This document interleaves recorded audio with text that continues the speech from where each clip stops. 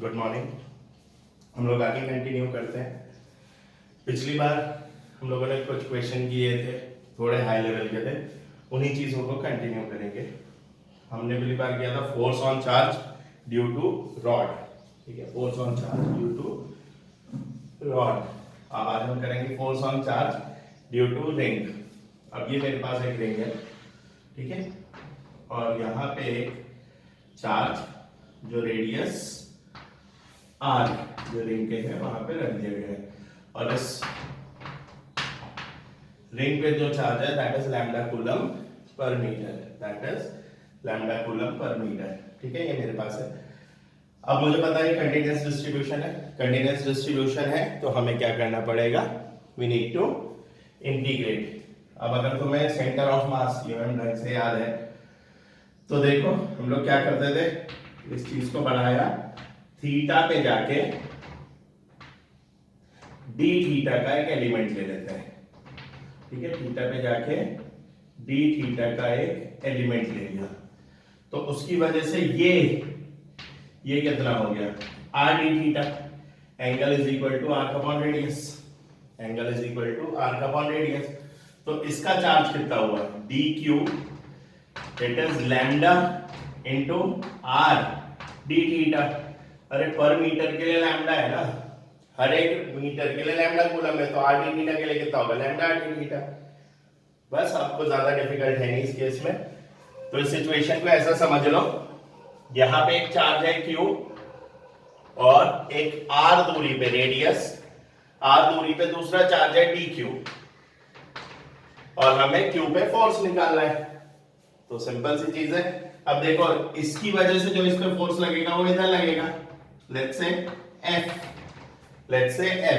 ध्यान से देखना बेटा। तो अगर ये थीटा है तो ये थीटा है, तो फोर्स के दो कंपोनेंट आएंगे, एक आएगा F cos theta which is horizontal component, एक आएगा F sin theta which is vertical component. एक आएगा F cos theta which is horizontal component, एक आएगा F sin theta which is vertical component. F की वैल्यू कितनी हो जाएगी, F हो जाएगा K Q dq upon r square, and what is dq, lambda d theta, तो ये हो जाएगा K Q lambda r d theta upon r square, ये इससे कट गया, तो तुम्हारे पास क्या आ गया, K Q lambda d theta by r। तो दिस इज योर फोर्स। लेकिन मेरे पास टोटल फोर्स क्या है, F cos theta and F sin theta, तो दोनों निकाल लेते हैं। लेट्स से फर्स्ट हॉरिजॉन्टल, अगर मैं हॉरिजॉन्टल निकालूं तो F क्या है, F cos थीटा, और इसका इंटीग्रेशन। अब ध्यान दो, F cos थीटा का अगर मैं इंटीग्रेशन कर दूं तो थीटा की लिमिट क्या होगी, 0 से पाई, अरे पूरा नहीं है तो 0 से पाई, और मैं सीधा लिख देता हूं F cos थीटा, तो cos थीटा कितना आ जाएगा, ये हो जाएगा 0 टू पाई F हो गया K Q lambda by R cos theta d theta, तो ये कितना आ गया, K Q lambda by R, cos का हो गया sin, ठीक है, cos का हो गया sin, sin पाई 0 और sin 0 0, तो इंटू 0, तो हॉरिजॉन्टल कंपोनेंट तो है ही नहीं, हॉरिजॉन्टल कंपोनेंट तो है ही नहीं, तो लिख देते हैं हॉरिजॉन्टल x।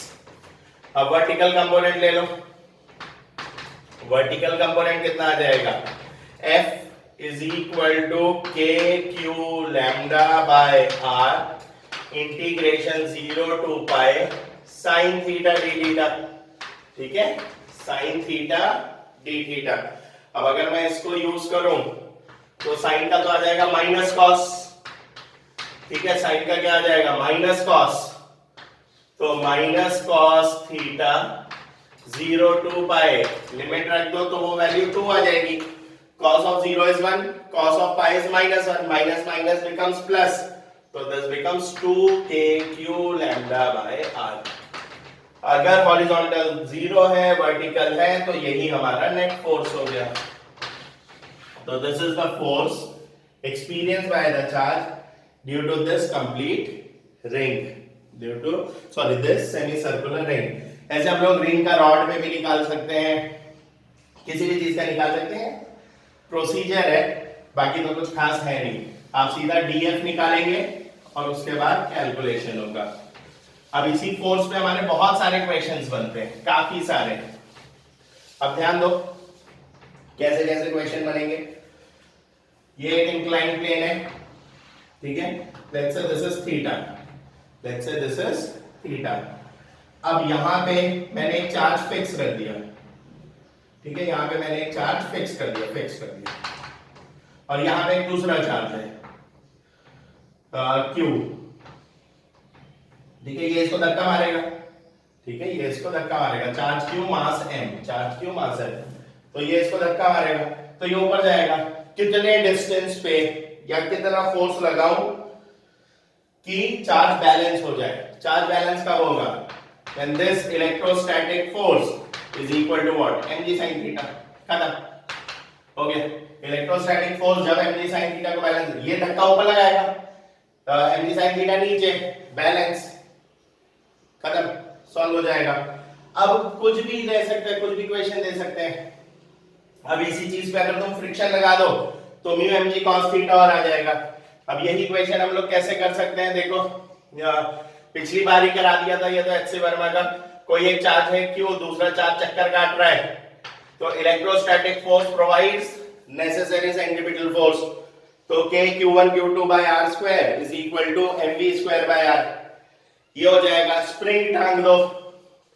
नेक्स्ट क्वेश्चन कैसा हो सकता है, स्प्रिंग, ये है मेरे पास, ये स्प्रिंग, इस पे चार्ज q मास m और यहां पे एक दूसरा चार्ज q रखा है, तो ये धक्का मारेगा, तो ये कंप्रेस होगा। कितना कंप्रेस हो गया? k q1 q2 by r square is equal to kx, k q1 q2 by r square is equal to kx। बस यही सारे क्वेश्चंस रहते हैं। अब यहीं पे मैंने क्या किया, रस्सी से बांध दिया है, एक चार्ज q इधर q, तो ये बाहर खींचेगा, अरे धक्का मारेगा ना तो बाहर खींचेगा, तो this force is equal to tension, k q1 q2 by r square is equal to tension.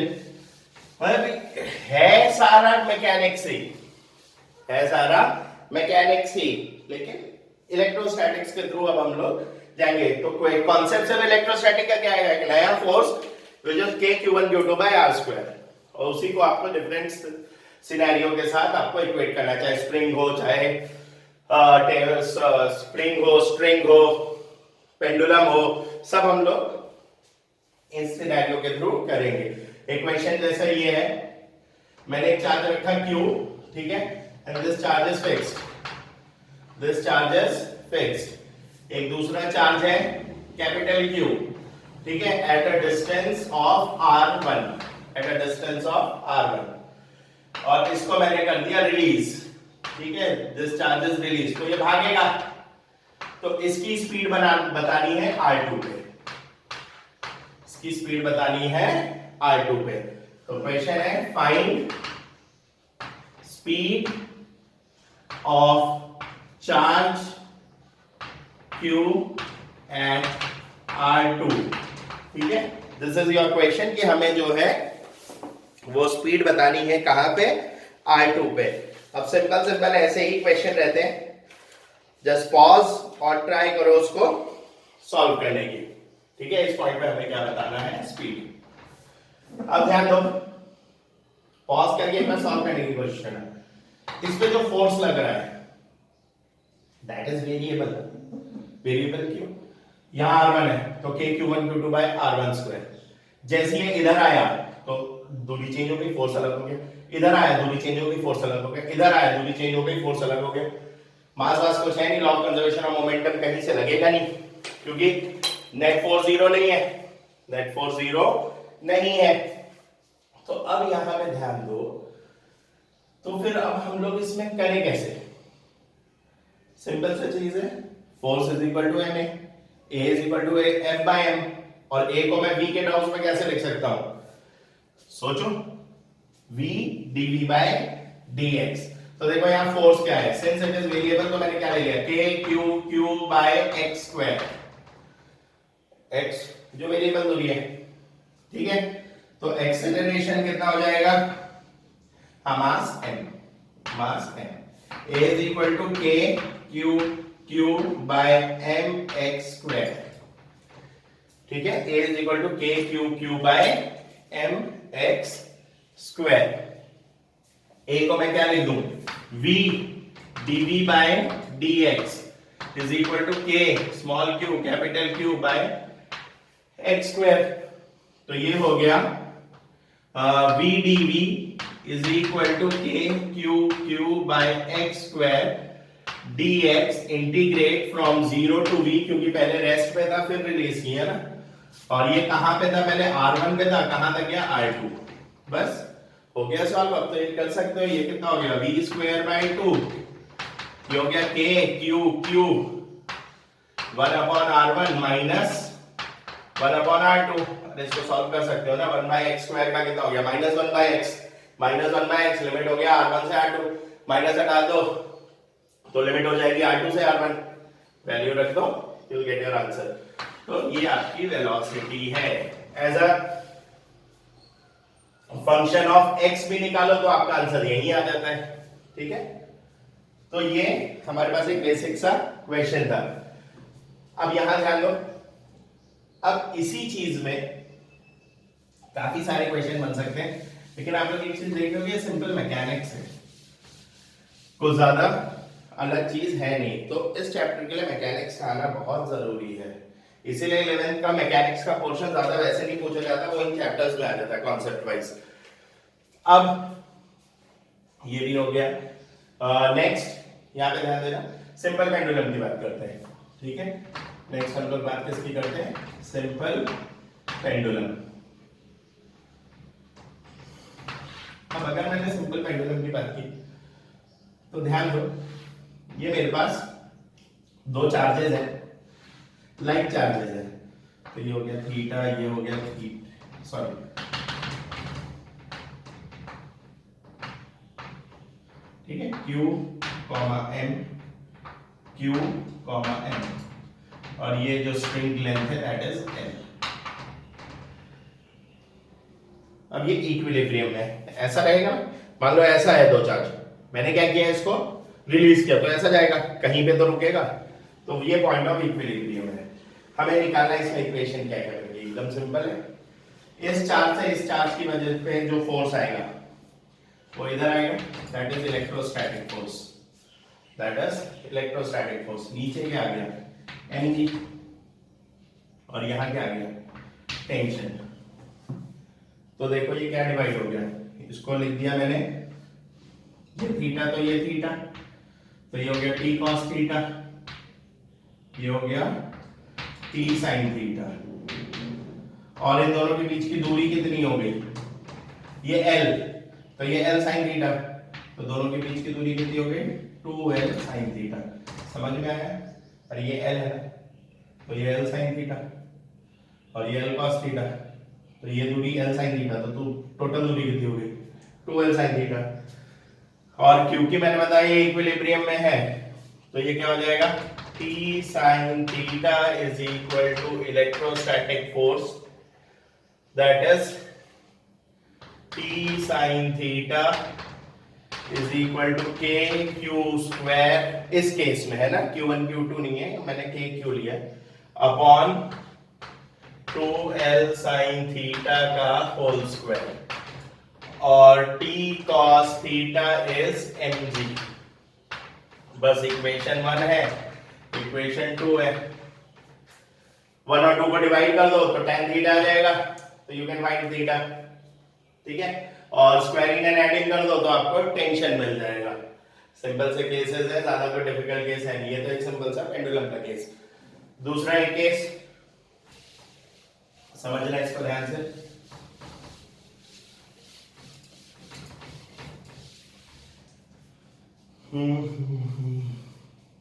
ये एक सेम वही क्वेश्चन देखो, समझ, ये मेरे पास है एक पेंडुलम, सॉरी एक Q, M, और यहां पे भी है एक capital Q, M, and capital Q is greater than small Q, ठीक है, capital Q is greater than small Q.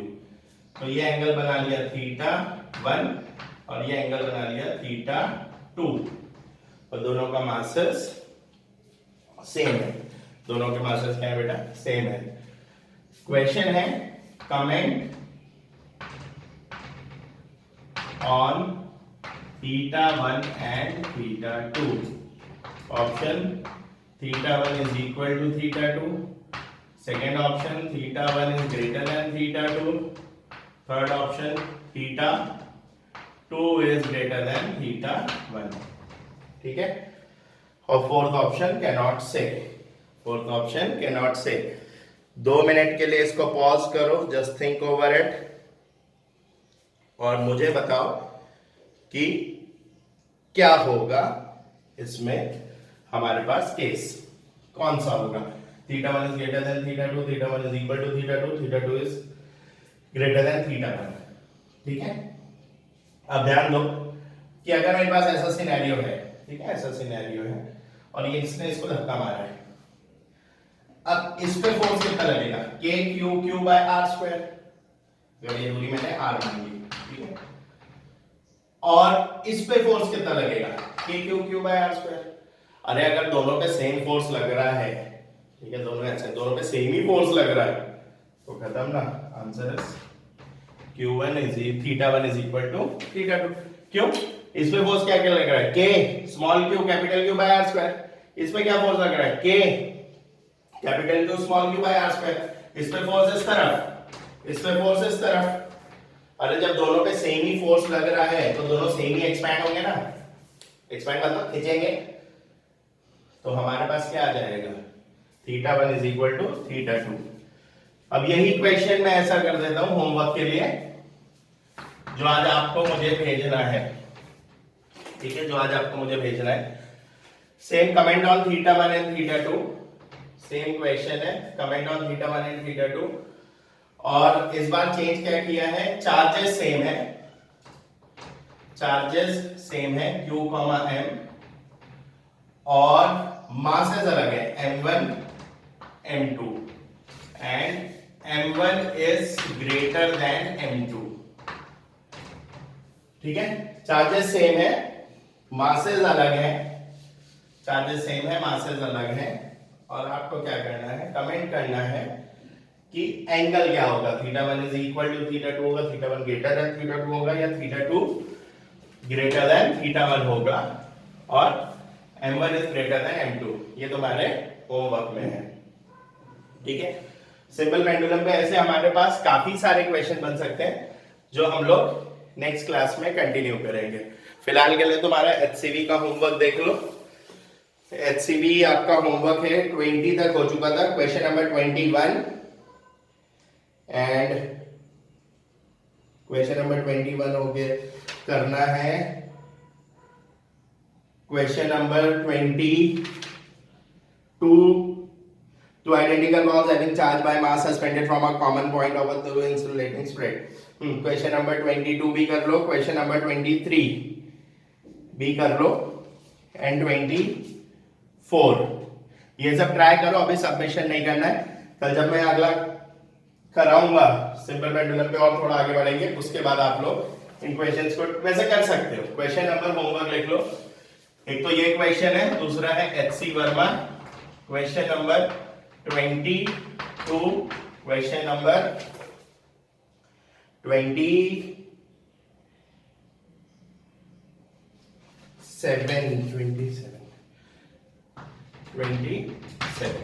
ठीक है। इतने क्वेश्चंस आप लोग ट्राई कर सकते हो। Will continue. Thank you.